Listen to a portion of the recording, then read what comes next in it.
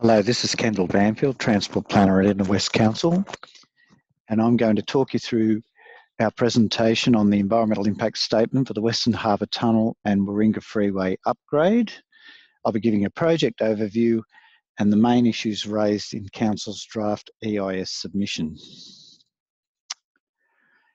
As you can see, the Western Harbour Tunnel extends all the way from the Rozelle interchange here in the southwest, right through under Balmain and Birchgrove, under the harbour, over to North Waverton and North Sydney, joining the Warringah Freeway upgrade, shown in purple there. As only the southern part of the Western Harbour Tunnel is within the Inner West Council area, Council's submission focuses on that part of the project only. Construction would be from late 2020 to early 2026, and there are 5 construction sites within the Inner West Council area, and I'll take you through each of those now. Site WHT1, Rozelle Rail Yards. On the slide on the right, a lot of the works you see described here are being undertaken as part of the Rozelle interchange works. They're called enabling works for the Western Harbour Tunnel.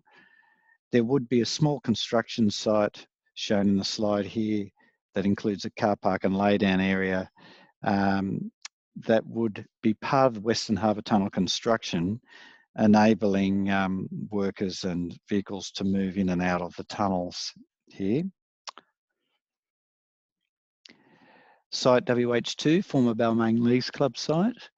That site would need to be compulsorily acquired or leased throughout the construction period to enable this site to be established.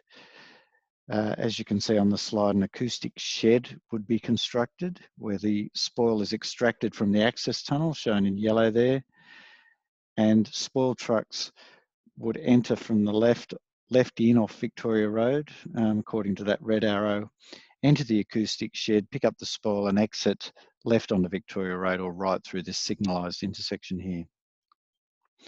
There are a number of issues, as you can imagine. There are residents living quite close to this site, noise, dust, vibration type issues, and also there would be an impact on the commercial properties here on Darling Street. I'll talk more about impacts later on in the presentation. Site WHT, White Bay. As you can see on the image on the right here, there's a northern area which the dredge material from Sydney Harbour would be stored here in the handling area. Trucks would enter and exit here to pick up that material, and there would be a site office and car park. Traffic would enter and exit this site along Port Access Road and through to James Craig Road. On the southern side, as you can see, there's an immersed tube tunnel construction and handling area, and there would be casting and fit out support works for those tunnel units. Trucks would enter and exit that site via James Craig Road as well. There'd be no entry and exit of vehicles along Roberts Street. Sites WHT 4 and 5, Uralbin Point and Sydney Harbour Cofferdam. The image on the right there highlights the Uralbin Point construction area. There's a barge shed, office and amenities, excavation of driven mainline tunnels, which are coming through here from the southwest. Now the Cofferdam, which I'll show you in the next slide, that area shown in yellow is an area where part of the water from the harbour is excavated so that the driven tunnel can be joined to the immersed tube sections. And an image on the left there showing the merged tube sections shows that a section of the harbour would be dredged, the section lowered by barge to the harbour floor, and then the sides, the open sides there, would be filled in by materials so that the tunnel's beneath the harbour floor.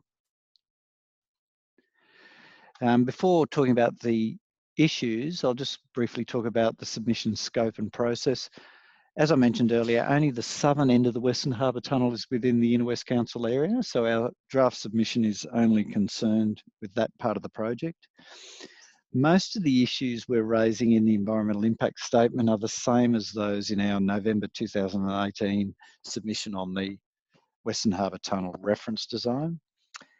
We've sought comments from our councillors and we'll be integrating those into the final version. And Council's final submission will be lodged on the due date, which is Monday, the 30th of March 2020. And everybody's encouraged to make a submission and lodge it by that date.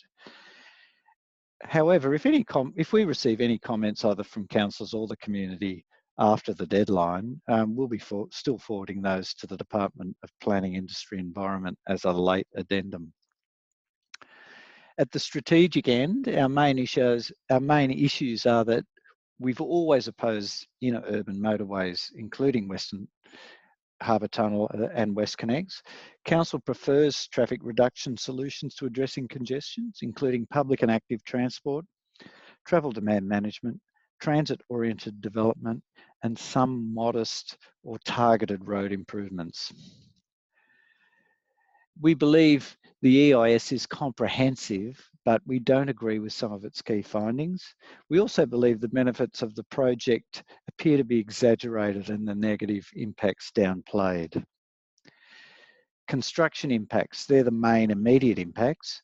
We have serious concerns about Western Harbour Tunnel impacts based on our experience with WestConnex, and we've now had almost 4 years of experience of pretty significant construction impacts. We continue to argue that work on inner Sydney motorway should cease until the New South Wales government completes an infrastructure health impact study. We believe the health impacts have been dire enough to justify that.